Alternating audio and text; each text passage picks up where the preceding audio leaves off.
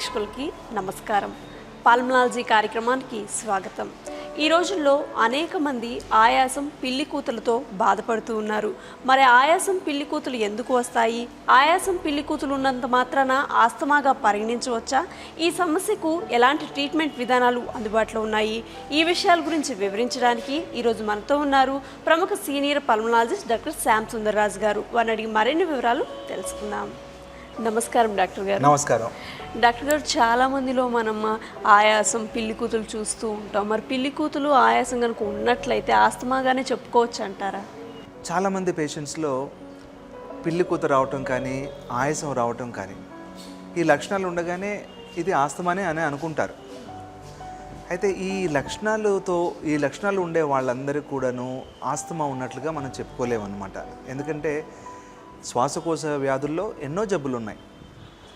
ఎన్నో రకాల జబ్బుల్లో ఈ పిల్లికూత ఆయాసం వీటితో పాటు దగ్గు ఇలాంటివన్నీ కూడా ఉంటాయన్నమాట.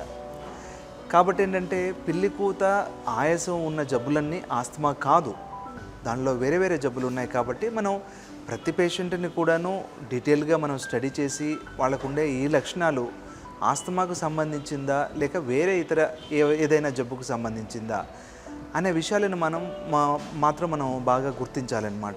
వాటికి అనువైన పరీక్షలు చేయడం, ఫిజికల్ ఎగ్జామినేషన్ చేయడం, వివరాలన్నీ పేషెంట్ను, తర్వాత వాళ్ళ హిస్టరీ, పర్సనల్ హిస్టరీ కానీ ఫ్యామిలీ హిస్టరీ కానీ ఇవన్నీ కూడా మనం డీటెయిల్గా స్టడీ చేసినట్లయితే వాళ్ళకుండే ఈ పిల్లికూత ఆయాసం అనే లక్షణం వేరే ఏ జబ్బుకు సంబంధించింది అని మనం తెలుసుకోవాల్సి ఉంటుందన్నమాట.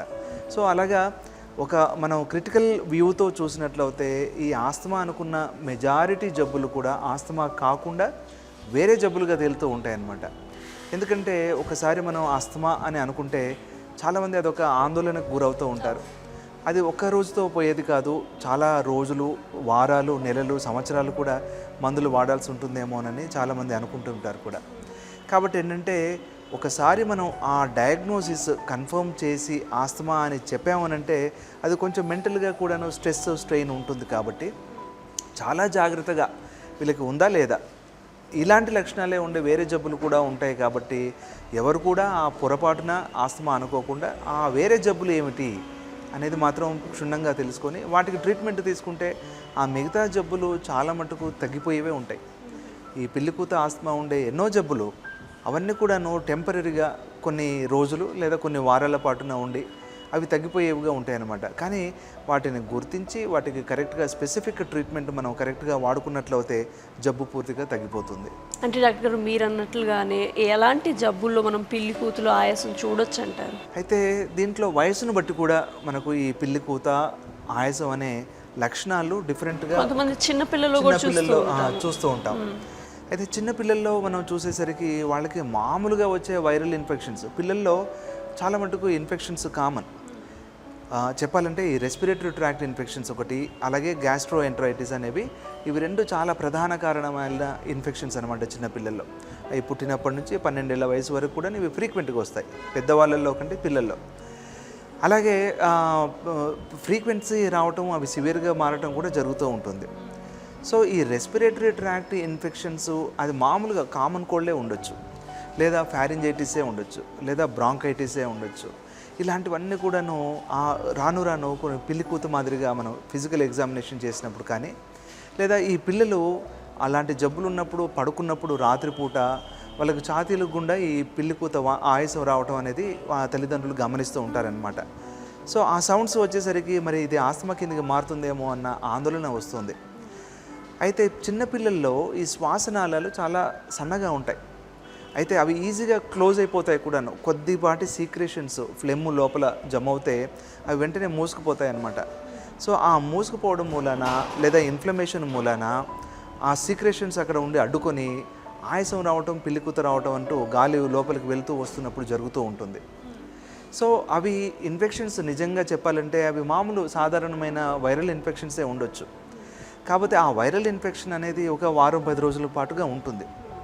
చాలామంది పిల్లల్లో ఈ వారం 10 రోజుల పాటుగానే ఆ పిల్లికూత ఆయాసం అనేది అది కూడా కంటిన్యూస్గా కాకుండా, అది కూడా చాలా సివియర్గా కాకుండా, వాళ్ళకి చాలా డేంజర్ పరిస్థితికి నెట్టివేయకుండా కొద్దిపాటిగా రావచ్చు అన్నమాట. కాకపోతే ఆ ఇనిషియల్ స్టేజ్లో ఉన్న ఆ చిన్న ప్రాబ్లాన్ని కూడాను వాళ్ళకి సపోర్టివ్ ట్రీట్మెంట్, ఈ బ్రాంకియోలైటిస్ అంటానమాట. సో ఆ సపోర్టివ్ ట్రీట్మెంట్ కనుక మనం కరెక్ట్గా వాళ్ళకి ఇచ్చినట్లయితే ఆ ఇన్ఫెక్షన్ తగ్గడం ఒకటిను, ఆయాసం పిల్లికుంద రాకుండా ఉండడమును, ఆ సీక్రెషన్స్ లోపల ఉండకుండా బయటికి రావటమును. సో ఈ ఫ్రీక్వెన్సీ కూడాను మళ్ళీ వాళ్ళకి రాను రాను ఎక్కువగా రాకుండా, ఇన్ఫెక్షన్స్ రాకుండా, అవి సివియర్గా మారకుండా కూడా మనం చూసుకోవచ్చు అనమాట. సో ఈ బ్రాంకియోలైటిస్ అనేది ఇవన్నీ కూడా వైరల్ ఇన్ఫెక్షన్స్. ఈ వైరల్ ఇన్ఫెక్షన్స్లో పిల్లికూత, ఆయాసం వస్తాయి. అది ఆస్తమా కాదు. అదేవిధంగా పిల్లల్లో కొంతమందిలో ఈ అప్పర్ రెస్పిరేటరీ ట్రాక్ట్ ఇన్ఫెక్షన్స్, ఇప్పుడు కొంతమందిలో రన్నింగ్ నోస్ రావడం అనేది సాధారణంగా కనబడుతూ ఉంటుంది పిల్లల్లో. ఈ రన్నింగ్ నోస్ వచ్చినప్పుడు కానీ సీక్రెషన్స్ ముక్కులో బ్లాక్ అవ్వటం కానీ వాటితో వాళ్ళు ఊపిరి తీసుకోలేకపోతూ ఉంటారు. ఆ ఊపిరి తీసుకోలేకపోయేసరికి వాళ్ళకి నోజ్ అబ్స్ట్రక్షన్, అవి కొన్ని సౌండ్స్ క్రియేట్ చేస్తుంటాయి అన్నమాట.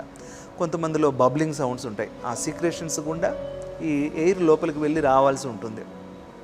అయితే కొంతమంది పొరపాటున ఆ బబ్లింగ్ సౌండ్స్, ఆ స్క్వీజీ సౌండ్స్, వీటిని ఆస్తమా కిందకి అనుకుంటారనమాట. అయితే ఈ మధ్య మరి చూస్తున్నట్లయితే కొంతమంది పిల్లల్లో ముఖ్యంగా ఈ అడినాయిడ్స్ అని కానీ, టాన్సిల్స్ కానీ, లేదా నేజల్ అబ్స్ట్రక్షన్ కానీ, అలర్జిక్ రైనైటిస్ కానీ ఉండే వాళ్ళలో కొంతమందిలో ఈ నోస్ బ్లాక్ అయిపోయి వాళ్ళు ముక్కు ద్వారా వాళ్ళు గాలి తీసుకోలేరు కాబట్టి నోరు తెరిచి గాలి పీల్చడం, ఆ నోట్తో గాలి పీలుస్తున్నప్పుడు ఎయిర్వేస్ అబ్స్ట్రక్షన్ ఉండి ఎయిర్ని బాగా సక్ చేయటం, దాంతో గురక లాంటిది కూడా వస్తూ ఉంటుందన్నమాట. అయితే ఆ గురకని కూడా చాలామంది తల్లిదండ్రులు ఇది ఆస్తమా అని మొదట్లో పొరపాటు పడే అవకాశం ఉంది. సో ఇది గురక అనేది, ఆస్తమా అనేది రెండు డిఫరెంట్. ఆస్తమా వ్యాధిలో సన్నగా పిల్లికూత, మ్యూయింగ్ సౌండ్స్ అంటాం అనమాట. ఆ సన్నటి పిల్లికూత సౌండ్స్ వస్తూ ఉంటాయి. వేరే గురక అనేది అది కొంచెం లౌడ్ సౌండ్ అనమాట. అది ఊపిరి తీసుకోలేకుండా ఉండటం, లేదా కొంచెం పొజిషన్ మార్చేసరికి ఆ గురక అనేది పోతుంది. పిల్లికూత అనేది అలాగా బాడీ పొజిషన్ మార్చినా కూడా తొందరగా పోయేది కాదు. అది మందులతో కానీ, లేదా ఒక్కోసారి స్పాంటేనియస్గా వెళ్తుంది. కానీ బాడీ పొజిషన్స్తో మార్చినప్పుడు ఈ పిల్లికూత ఆస్తమా ఉన్నట్లయితే అది మారేది కాదనమాట.